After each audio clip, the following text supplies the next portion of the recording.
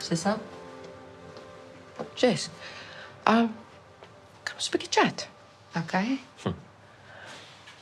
Ja, Jess, jy weet ons ondersteun jou ten volle, né?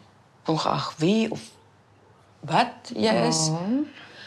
Kyk, ons besef hier is 'n moeilike tyd in enige jong mens se lewe en dat Wow, deel is Jess, wag.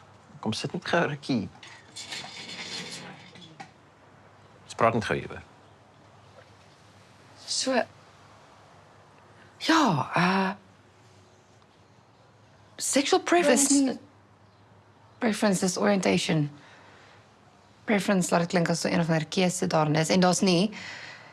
Maar vir julle informasie, my orientation is Okay. Jammer, ja, so orientation. Ekskuus, nou weet ek. Dankie. Goed. En dis waaroor hierdie gesprek gaan. Ag, jy weet ons wil net maar verstaan. Ek's nie gay nie. Okay, en as ek was, daar's niks fout daarmee nie, maar ek is nie. Okay. Die video met Adi, ek ons gee glad nie om as jy eksperimenteer natuurlik. Ek's net gesoen teen my wil, okay? Dis wat gebeur het. Die Reinhard, ou sê word geboelie by die skool. Hy was vroeg vandag hier. Is dit iets wat ons moet opvat met die skool? Nee, ma, jeez. Wat gaan julle sê, hè?